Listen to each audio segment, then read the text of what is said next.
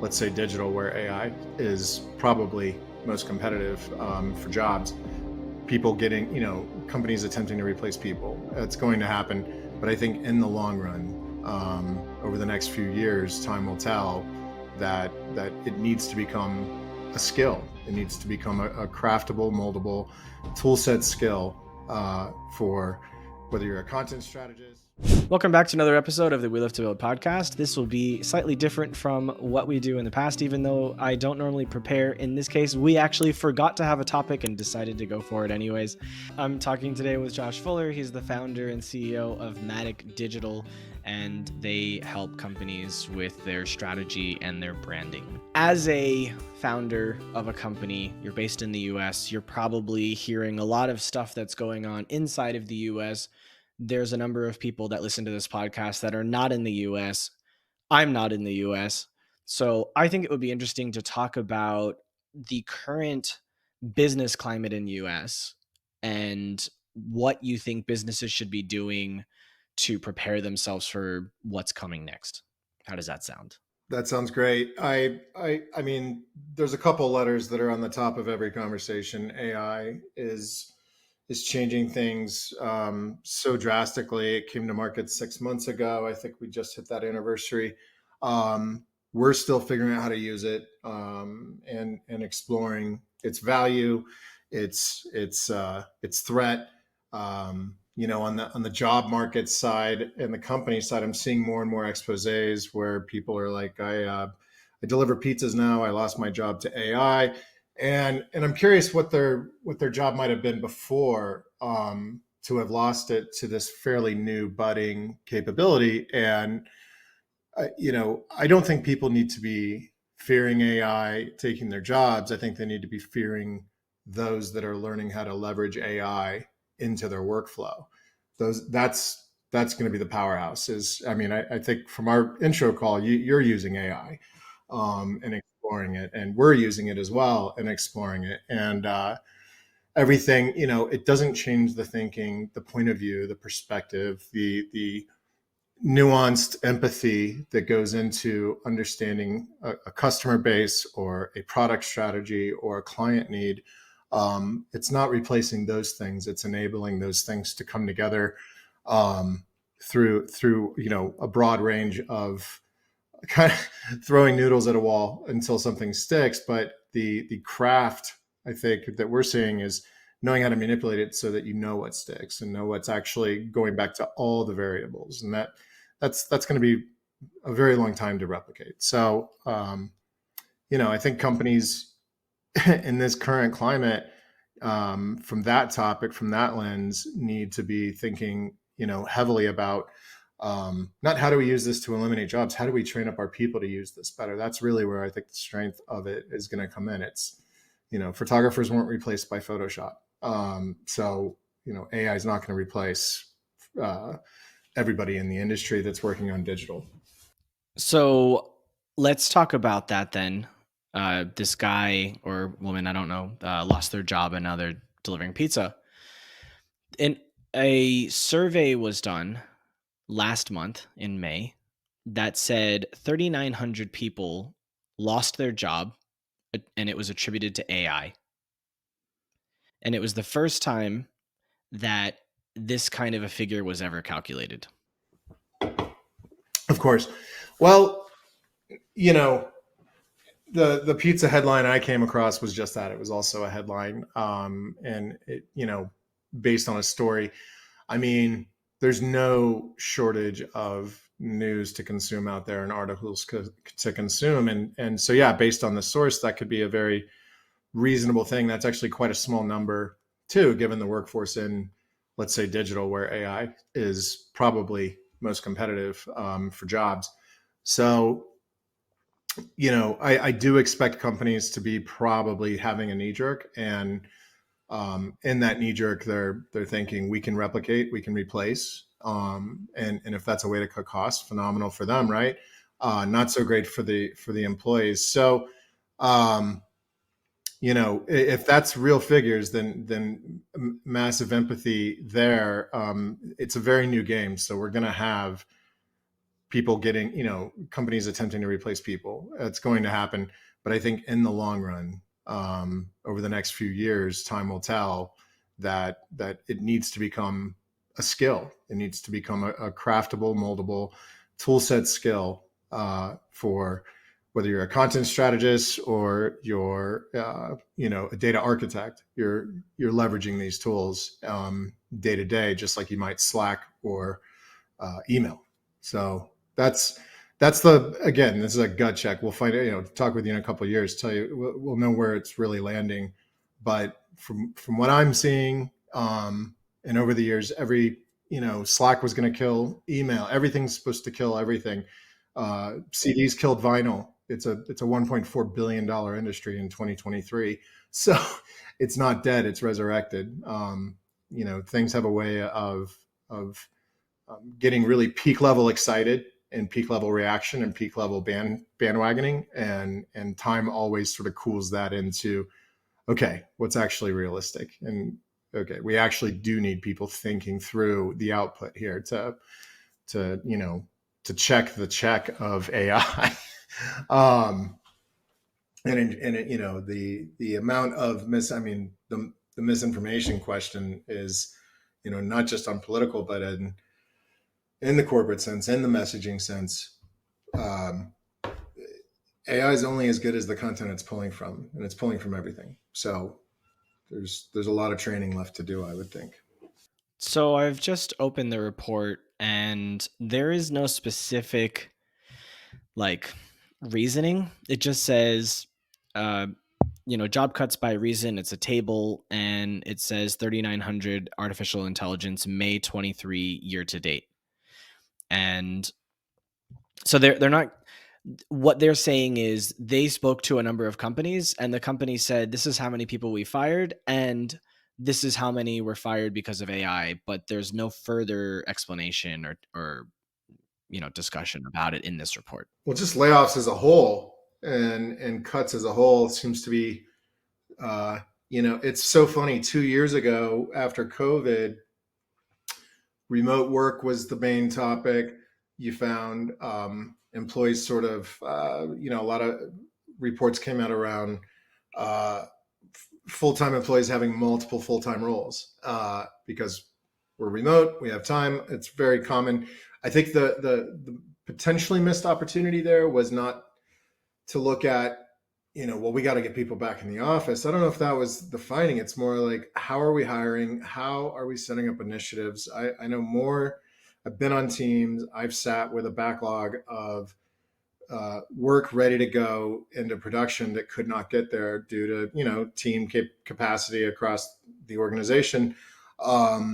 There's a lot of redundancy in that world, so people aren't necessarily greed mongers. They want to be challenged. They're bored, and so those that can do more do more. And I think we saw that in COVID. And what's interesting is how full swing from 22 to 23, the layoffs are just so heavy this year, and it's systemic. You would think it would have happened during COVID, but that's actually when the hiring and the salaries all massively increased, and it was a super strong talent market. To In terms of talent, had the upper hand, to the point of taking two jobs at one time, even. And now it's a very interesting thing where I do wonder, have companies, what tools are they using to recognize that maybe they weren't optimized in leveraging the resource, maybe they were over resourced, and what are they doing? Why now? Why is this happening now? Is it purely economic? Is it getting smarter? Is it getting more efficient and nimble? What's the drivers there? So what I was saying was, what I've seen the public CEOs say is, we screwed up. We imagined demand would continue, and we miscalculated. Now, whether or not that's a good excuse or not, whatever. But at the end of the day, it's not about the humans. It's about the shareholder, return on investment. It's, buybacks. It's whatever you can do to lower your tax burden. So I think in the case of Facebook, he realized that his metaverse play was, I don't want to say doomed, but that he was way overweighted and he was going to have massive problems if he continued to put energy into it. And he shifted to AI. The other companies, I think they've also kind of shifted towards AI. And so they've realized that maybe some of the things that they were working on just weren't good. Like you look at Google, and Google definitely has way too many people, but what they're really good at doing is trying something out and really fast going, this sucks, let's get rid of it.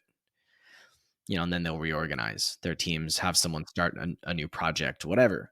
Where some other companies, they'll continue on something for much longer than they should. I mean, I think Apple took 7 years to build like an AR VR. And now, granted, what they've done is really interesting, but that's a different conversation. So I think that the reason why hiring sped up during COVID was because people felt like there was going to be more demand for certain industries. And companies were paying you back for paying people their salaries for keeping them on. So there was a tax incentive to not let people go, and there was a bigger incentive to hire more people. And it's possible, I don't have any specific stats on that, but it's possible that some companies got greedy and decided, hell, let's get paid to pay our people, right? Very small example of this, a company I've invested in Canada, they have the opportunity to hire some natives, and the local government will pay 100% of their salary for you to hire them. And this is not a COVID thing. This is an ongoing thing. So I'm like, well, let's save money and hire locals, and not locals, but native Canadians, right? The tribes. And as a result, though, their tribesmen and tribeswomen, they might become customers of it's a physical location. So maybe they'll be, customers because they want to support their people. So we're thinking any way we can in which we can take advantage of the government doing that. And we're looking at potentially getting a business line of credit so that we can buy more stock, so that we can increase without having to really lay out the money from cash.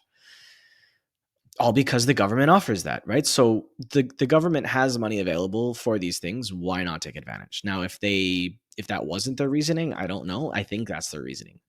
But what they say is, the world has changed, and we don't need so many people. And I think it was important because the valuations were insane compared to the value that they were actually providing. I think the number of people they had. I mean, you look at Twitter, like Elon Musk, fired like 9,000 people. What did Twitter need 9 or 10,000 people for? What were they doing? The company doesn't even make that much money. It like loses money every quarter and has for years.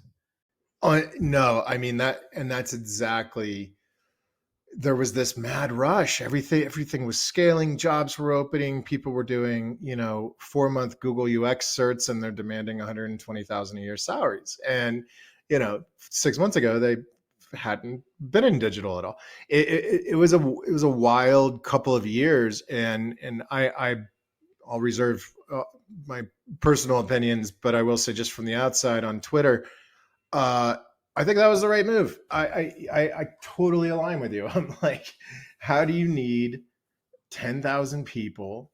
You had 10,000 people to spare to run a fairly, what started as a fairly straightforward technology.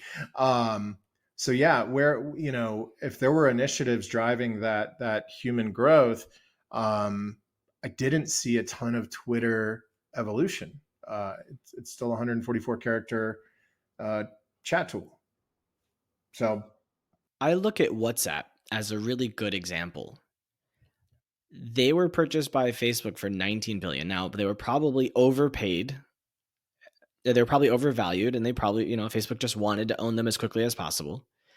But when they sold, they had 13 employees serving 1 billion plus customers.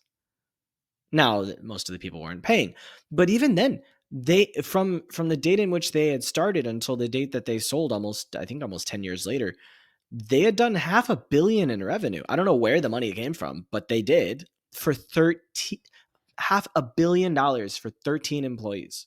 That's a good pay. That's a great payday. uh, Well, but actually, one of the guys, he ended up he had an agreement with Mark Zuckerberg that he would stay on for X amount of time, and he would hit time milestones where he would get chunks paid out from the offer. sure, smart on Zuckerberg. The guy ended up telling Zuckerberg to F himself, and he walked away from a $400 million like partial payout just so he could walk away from the company and get away from it. I I need to read this story. I I'm fascinated by that decision, and what could have driven him there. Well, I think he had already gotten 800 or 1.2. He had gotten something, and he was like, this extra 400 is not going to change my life. It's not worth being. You're already a billionaire, for a cost of sanity. That's a noble reason to walk away. Well, he didn't walk away because of that. He walked away because working with Mark Zuckerberg was so painful. It just wasn't worth it for him. Yeah, yeah. No, I mean that's what I mean, cost of sanity. Like I can't deal with it. I want to be happy. And this happened with Instagram as well. So both of the biggest companies that Facebook purchased, actually, even Oculus, I think the founders of Oculus walked away as well. So every company he's purchased, the founders and him have a falling out afterwards. He pays well, but then he basically destroys your company from the inside out. Yeah. Oh, I was talking about this with a colleague of mine who they're a global group, and they do quite a few acquisitions, and they've had to have a lot of consultative talk with CEO founders that get acquired, enjoy that perk, and then dislike the vision of the acquiring party. And that is what an acquisition is. We like what you've built. We see room in our tool belt for it, and we're going to use it this way. And this is our vision for it. We own it now. Come be a part of it. You're a brilliant mind that invented it. And I think those brilliant minds that invent, I mean, what a struggle. What a hurdle of I mean, on the grandest scales, vision and humility, that has to be swallowed uh, to go and say, yeah, I'm on your team now, and we're going to take the thing I invented and I built, and we're going to do what you want to do with it. That's a very tall order, but it's part of the game, man. You take the money. That is what you've agreed to.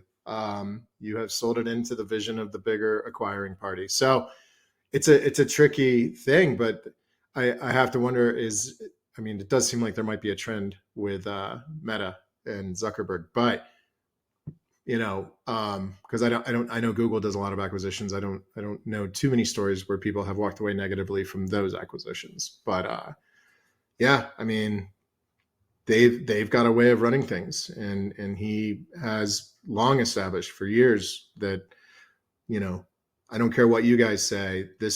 We are now Meta. Like he just threw away the Facebook brand almost entirely with that to rename the whole organization, and kind of confused people. Very, very interesting moves, but Well, I mean, Google did that. They called themselves Alphabet, but at the same time, they also like legally removed themselves from the Google brand. So Google remains, but they kind of took a step up and they're at an executive level of the Alphabet board instead. And that's why Sundar Pichai got a chance to become the CEO. right, right. Yeah, no, I mean it's fascinating. I don't know.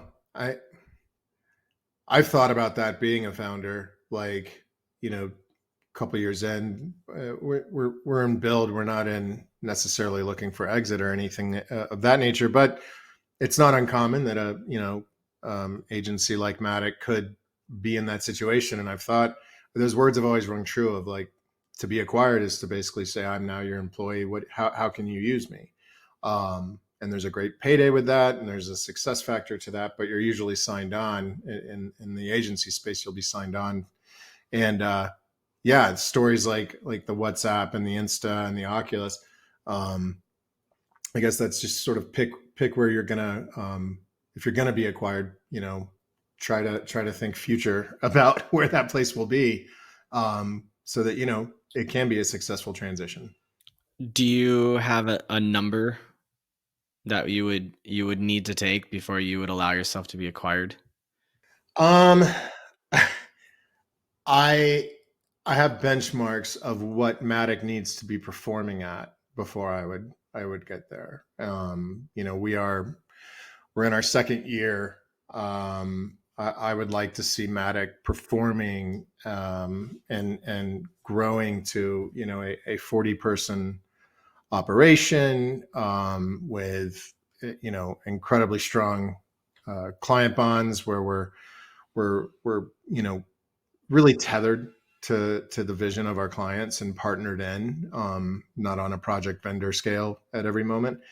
So that's a bar that's starting to pull ourselves up on, but we're very young. So 40ish person consultancy, doing a revenue of 20 plus million a year.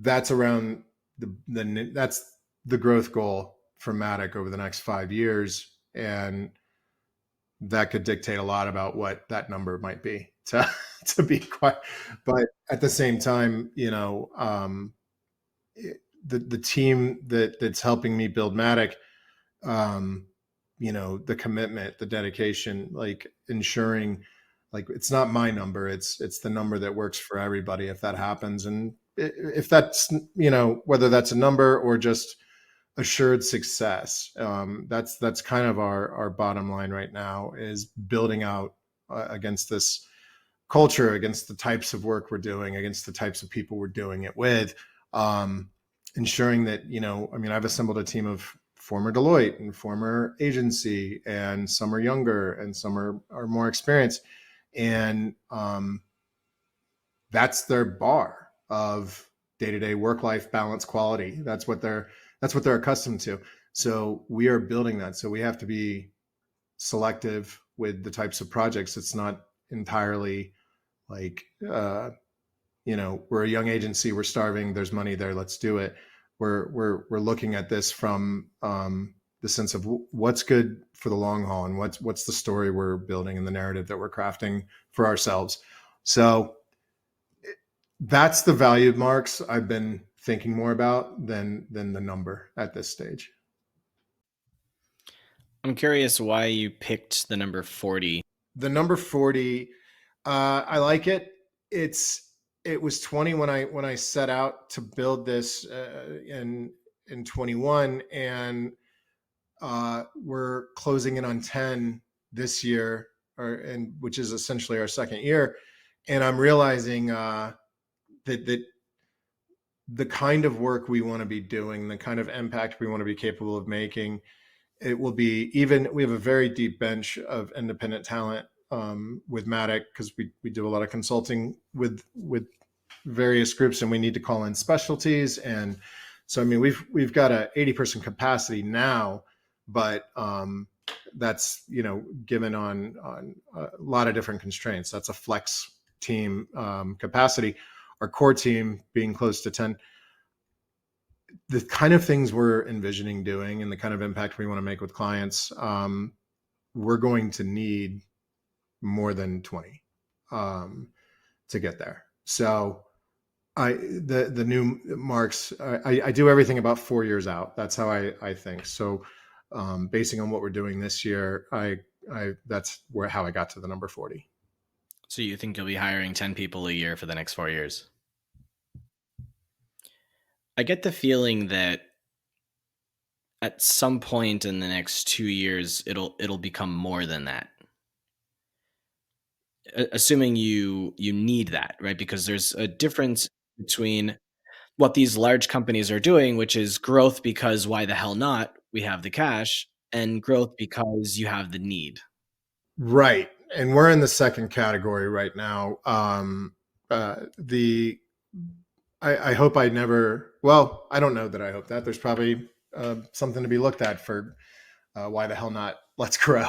But, just let's be adventurous. Let's try something new. So I guess I would be in that category too, if we were there. But no, we're growing whenever I see a little more runway, whether, and we're homegrown, we're not, we're bootstrapping the agency entirely. Um, and it did start with just me liking to talk to people and move some pixels around. And as soon as I could, I, turn the conversation into how do I help others, with the strategy and design work, get them involved. But as we're going, yeah, I do see it maybe multiplying down the path. But it is all based right now. If we have enough that makes sense here, we're hiring for here so that we can keep moving up. And I think that's a mental blocker that I had to overcome from, my, I ran a small I'm scared to call it an agency now, more of a permalance shop. Like when I got my career in my 20s, there was very, very few jobs there in the early 2000s, right after the dot-com boom. And so I started freelancing, and then I started a little agency, and I networked in, and I learned how to, do more than I could do, and work with, um, independent talent, to help scale my own capabilities, pass for certain development and things of that nature. But we never got very big. It was a nice, cozy job, that I got to be independent for 9 years. And then I moved into the agencies and Deloitte's of the world. And coming at it this side, you know, investing back into the people instead of enjoying a nice profit share has been the absolute only way I see growing. If I'm not investing back in our capability doesn't grow. And so, yeah, you're spot on. I mean, maybe it's I don't have the ambition to be running 100-person company at this moment. Like, it's not in my heart. It's also not off the table. If we grow, we grow. The ambition right now is kind of what I said earlier, just ensuring that, there are I mean, I don't focus at all on geography when we're hiring. I want talent, I want willingness, I want ambition to learn, speak up to clients. I'd rather not be, order takers. We want to be thoughtful in the work we're doing, and the value we're adding. um, and I'm constantly looking for, others that have that mindset towards this work, so that we can go do this work together and be successful at it. Makes sense. So while you were saying that, I was thinking about my software company that I started years ago. And I remember when we had like 4 people, I was like, oh my God, 4 people, right? Because I was used to doing things by myself. Um, well, like for the company before that, I had about 10 or 15 people, but they were all contractors. Nobody was in house. It was just, oh, I need someone, you can do this job. Great, let's work together. Um, and the one before that, I had about 30 volunteers for it was an event organization. And so they would volunteer, but some would come this time, some would come the next time. It was sporadic and all of that. And their payment was they could be part of the event for free, basically. And so like this was the first time I was building a completely in-house team. And it was anxiety inducing having people that are relying on you. And like, don't get me wrong, I had been a manager in other companies where the teams were 15, 20, 30, 25, where I was directly managing all of those people. But it's one thing when you're a manager of someone else's company where they're responsible for the money. And it's another when you're the owner and you're responsible for them and the money. And so it became quite anxiety inducing, but I knew that we needed to keep hiring. And we got to like 5 and then 6. And like every time we hired someone else, I felt like a little bit more like tightening of the noose of like my soul. Like, oh, there's more people, there's more managed, there's more complexity that, you know, because more and more and more. And at our peak, we had 17. And when I got to 17, I looked back and I was like, 1 or 2, 3, 4, 5, 10. Like, it's not that big of a deal, right? But around 15, it starts to become difficult without having someone to help you to manage it. Um, I also looked at the future of that company, And the potential was, if we're successful, we could have thousands of employees. Now, is that the kind of company that I want? And at first I thought it was. But the more time I spent in that business, the more I realized it actually does not make me happy to imagine not knowing the names and personal details of every employee in that business. And so I didn't like the idea of having a multi-billion-dollar company. I didn't want to go for that, even though I had put myself on that path. And I realized only after I started a few years into it that it wasn't what I wanted. No, man, I love that because yeah, there's the art of daydreaming, right? Where I've imagined like, okay, at this pace, yeah, getting above 40 is easy. Getting to 100 is, okay, not easy, is imaginable. And then beyond, I spent 4.5 years with Deloitte, some of that in the States, one of those years in Europe. Uh, I didn't meet everybody, hundreds of thousands of employees across the globe. I met so many though, and what was interesting about it is there was, when I think about growth, I do see the Noose analogy, and I think I had some panic. I kind of went from 1 to 4 over the same, like everybody kind of started at the same time. I sort of, like I said, I reinvested some of the profit of the company, and this is our point of inflection. We're going to grow in this moment. I'm not going to, buy a new car. We're going to grow in this company. And that was last year. And yeah, man, those first few payroll runs were sobering. You're just like, oh my God, I'm like responsible for people's mortgages and car payments and tuition payments and lives to some extent. I owe them. And like, last year we overcame some hurdles with a deficiency in payment from a client. And so all too recently, I was aware of like what it's like when there is no money. What do you do then? And how do you navigate that? So I had it, but I've started to trust in a weird way that hurdle, if you're capable to accomplish it, the business is there. And that's been, a mental block to kind of get over and start to lean into. Like, we have to see through the forest through the trees. And I think that's how I'm approaching growth right now. I do like that I can know all the people on some level and know about them and about, if somebody's more into music or somebody's more into filming or rock climbing or whatever their hobbies are. Like, I like getting to know these folks. I like having lunch with these people that are joining Madic and molding this clay with me. And as we continue to grow that, it won't be possible to do that. To a certain intimacy, it just won't be possible. And again, it is now. So just to point that out, but down the line, I can see it. And I think that's okay. As long as those end paths are being built in this community.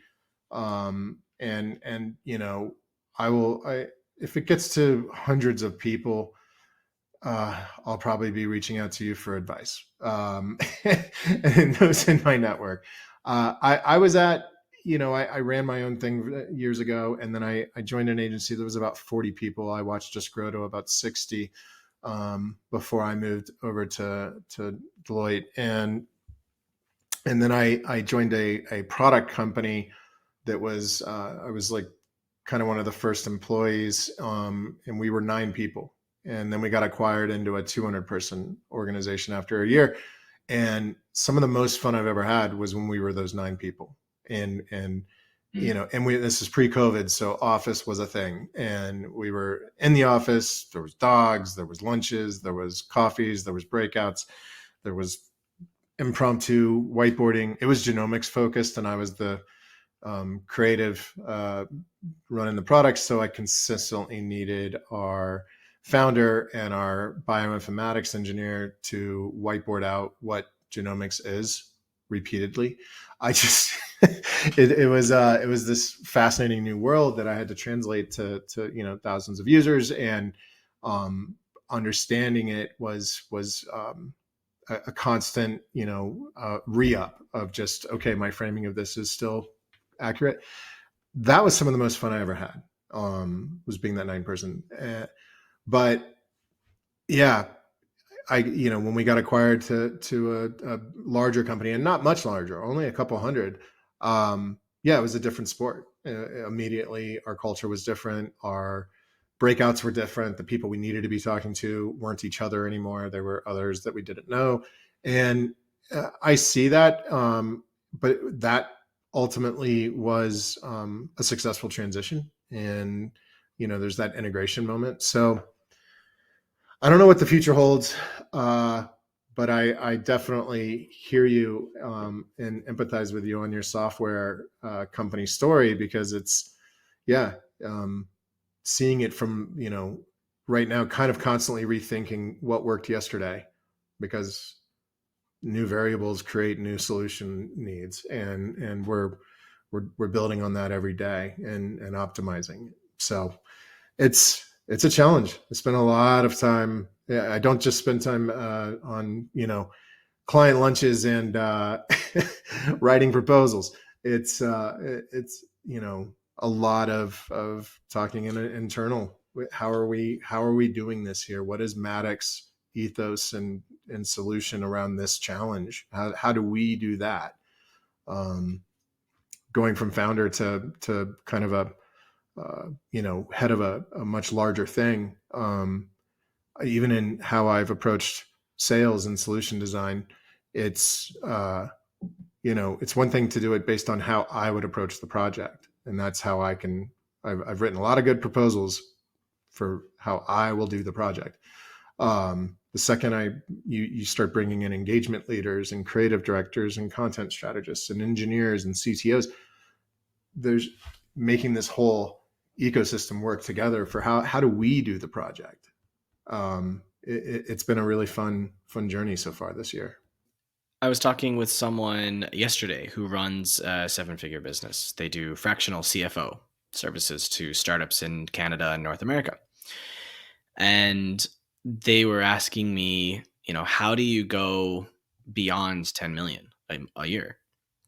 And I said, if you look around the room or you look at your operations and you don't see a bottleneck, you're the bottleneck. If you want to grow to 10 million, you got to remove yourself from that conversation of how do we do this project. Thank you for that, because I see it more and more. I have stepped in it a couple of times where the more independent solopreneur in me hops out and it's like, I'll solve this. Let me help the team real quick. We're all busy. Let me jump in and I'll just mitigate with this little piece of whatever, UX or communications or whatever. And inevitably, it what used to solve problems creates it as you grow. And that's a really, that's just a fascinating notion. Like, I don't know, maybe for others it's common knowledge, but I've had to learn that exactly what you just said. Growth comes when you start to remove yourself, replace yourself, scale where the organization needs. It is so counterproductive to or counterintuitive rather, to what notions I had coming into this. It's like, I've learned all these things. I can do all these things. I can build a business around it. I can teach others. I can't teach. I hire experience now.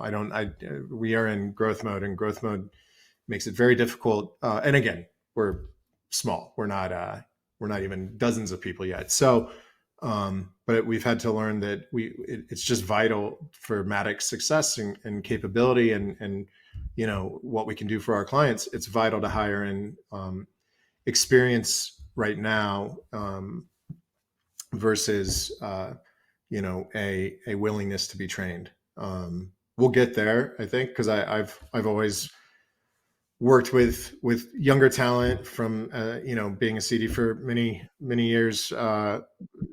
Brought a lot of people in and watched them go do great things, and that's a phenomenal thing. Madic is not there yet. We cannot cannot train today.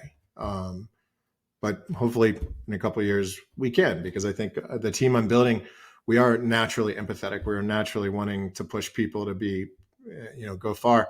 Um, but yeah, Madic doesn't win when we have to do that right now. Everything we do is kind of table stakes for what we're building, and yeah, so leveraged experience is my kind of mantra right now. Yeah, I totally hear that. That's one of the reasons why I like this guy that I'm gonna probably hire as an editor. In fact, he might be listening to me say this right now while he's editing it in a few weeks.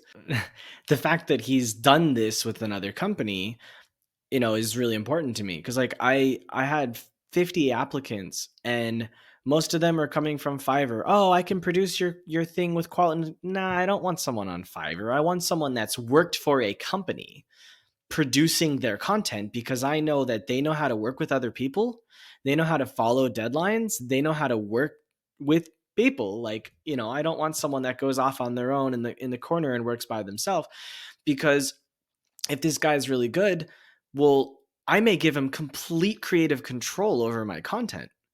And I may even let him manage the shorts editor. He could direct the entire thing. Like, why would I not want that? Right. And I'm also trying to hire basically like what amounts to an executive assistant, where that person would be helping me with all of the scheduling and the communication with guests, and actually take the content and schedule the content and promote the content and all of that stuff. And that person may end up directing or managing the two editors and the thumbnail designer, so that she or he makes sure all the content gets out at the right time, right? Because if I'm managing those people, like, sure, I can do it, but I'd rather train them and then let them manage each other, because what I need to do is focus on advising people, because they're bringing in the revenue to cover the cost of having the team, and to advise the companies that I'm investing in, and to look for companies to invest in, and all of that. And if I'm worried about whether the edit comes out right on this thing, right? Or like if this post got done at the right time, like I can't worry about those things if I want my company to grow. So I learned from my last few companies, like, that I have to be not hands off, but I have to empower them as much as possible, as fast as possible. And knowing that the three, at least of the four, because I have the first three, but I don't have the assistant yet. Because I want the assistant to become more like an operator, hopefully, or like a project manager. Although I may hire someone else above who would manage the execution of the vision of the entire brand, which would include finding me opportunities to be a speaker, finding me opportunities to do these things, right? It's like helping to actually build the brand so that I can just do the content, like filming of the content and the advisory for this. So like I'm envisioning, how many people do I need to do all of those things? And the answer is probably another two or three. Probably not much to have a seven-figure brand. As of right now, because I think everything you just said I love, but as of right now, because if that starts to work, it goes back to the thing you just told another client, that if you don't see the bottleneck, you're the bottleneck. So, and that's of course based on your ambition of like, you know, if you need even more, now you might be like, I need to hire somebody that helps me spot where I'm going to be investing and continue scaling speaking engagements. I mean, the point is, I completely align with everything you just said. I just also think it's prudent to think about the fact that that is the right now view. A year from now, when that's working, then it's a whole new reset of like, okay, well now it's probably two to three more or two. At least that's been, I thought I just need a few people right now. We're going to ride this for the year and grow on that. And that has changed. One of the people I didn't think I would need is a head of talent, but I do, and we've hired one, and she's phenomenal. And she's supporting recruitment efforts, interview efforts, all of those things that, because a part of our business is we do some of that for our clients. So she was a necessity. But last year that was me doing that, and now thankfully, I've got help there because it was vital to get help there. Not part of the plan. I thought I just needed designers and developers, but nope. This was a huge win for us to bring that in. So I guess my point is, right, as things start to work based on that plan, just being, there is no, until you're like, I have got this thing. This is the balance I want. There is no growth. It's recurring. It's forecastable. It's predictable. I'm on stable ground with this team, with this client roster. Let's go. Um, that sounds like a lovely place to be. I don't think it's very possible, at least in the grand scheme of you know business change, initiatives change, people at clients, the faces and names of those clients change, and so we're always going to be in a cycle of grow, balance, recalibrate, grow. Yeah, that's a good strategy because a lot of people don't do that. And so you're right. I have thought of kind of a larger plan. Um, I think at one point, one of the things is when you're advising people, your time, you're basically selling your time, although I don't charge per hour. I do packages. So but they're still getting a specific amount of time because it's not consulting. So, my experience has told me I can only really handle 10 clients at once, because at that point it starts to become really crazy in terms of the amount of time. That's 10 hours a week right there, just serving those people. And so I thought, one of the first people I would hire after that would be someone who could be a coach, right? Someone who can do maybe not everything that I can do, but can handle clients on their own. And, oh, you want to be with me? Now you got to pay more, right? So the price you were paying for me, that's their price now. You want to work with me? The price is tripled, something like that. So then I basically would phase out the clients that I had, or get them to just pay more, or push them off not really push them off, but I haven't thought that part through, because I know at some point clients may not be happy if you switch over to another person in that regard. So I think that's one of the only ways to really scale the revenue side without having to increase the number of employees very much. But definitely that person. I've also thought of like paid membership community on Discord with premium content or something like that. Something that, you need a community manager or two, one working, or maybe three, right, based on the different parts of the world, right, 3 shifts a day to keep it constantly moving. I don't know. There's things I've thought through, probably the potential of like 12 or 13 employees, but I don't really want a company that is that big. Like, I found at 15, 16, 17, it was already difficult for me. I don't really care if, like, I don't need a $10 million per year company to be happy. Like, at one point, what do you do? Just like invest in another company or two? Like, what can you really do that's more beneficial than like working less and taking care of yourself? Uh, I mean, no, it's spot on. And a couple of things to unpack there. You mentioned you were talking to a fractional CFO org the other day. I think the fractional economy is such a growth. I mean, you can be, I would imagine as a coach and advisor, you can be a fractional X for a lot of different needs and support a lot of different individuals and organizations. And again, those fractional CFO models, I don't know the origin story. My guess is out of necessity. And somebody was smart and said, well, maybe there's a lot more companies that need a part-time CFO than a full-time CFO. So I'm guessing that's where fractional CFOs were born. They are aplenty now, but that fractional economy as a whole, where it's been able to do something in the CFO world that is hard to do with like design or content creators, or those are all gigs. They're not, and so we're just doing a gig at a time. And fractional is like, no, you're signing on, and we're going to be a partial cost for this runway, for this amount of time, and we're going to become so vital to your org that really it's only going to scale. And I think that's such a interesting and smart model. And so that, I don't know, you talked about maybe hiring additional coaches. I could see that. Yeah, you're the draw, you're the show, and you have a team around you, and it fractionally builds up to you. And you might do an hour a month on the account, and then you have a tier of 20 hours a month and a tier of 10, and that's a great model. Yeah. Fractional CEOs are also kind of a thing, but not so much like CFOs. So I had considered playing around with that where it's like, hey, you want me to get my hands dirty? All right, but it's going to cost you. And, it's a different conversation.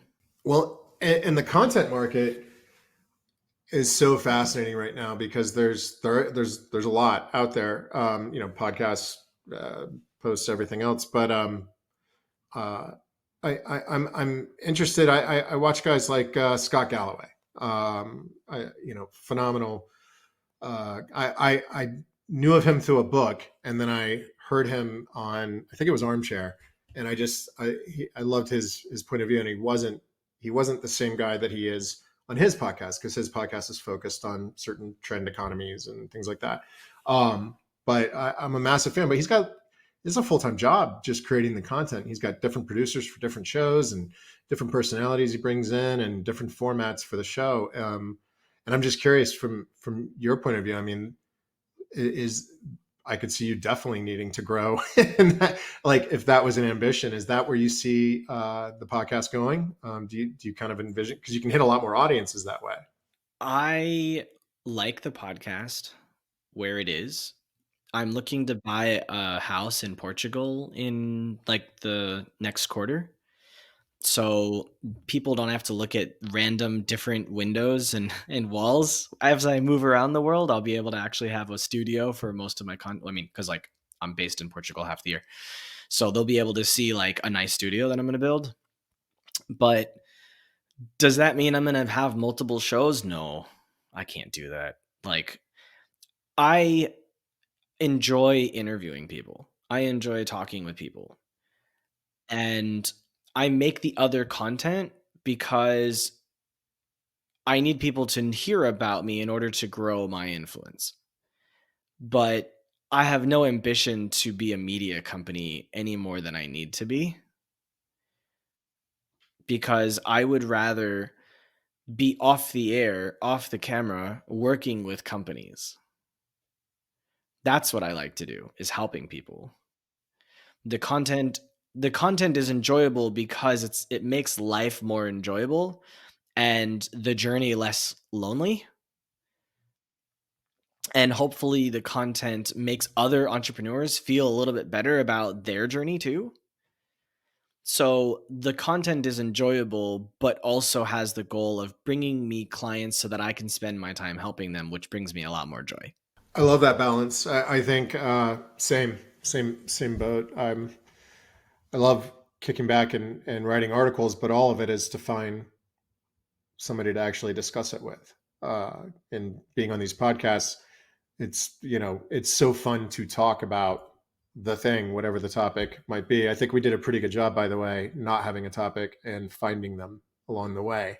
But yeah, that's my favorite part of the business, is hopping on, and especially early stage where there's possibly even clear value to show. There might be a pain point or a challenge or a goal or an obstacle, and getting into those just really organic conversations with folks, that at a level that doesn't always happen on email, doesn't always happen once you're in the project.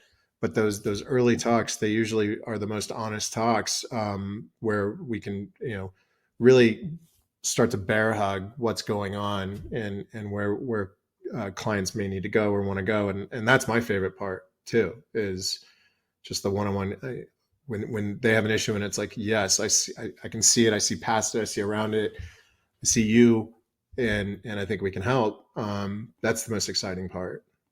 True. So how can people follow up with you? I'm on LinkedIn, Josh Fuller CD, or madicdigital.com.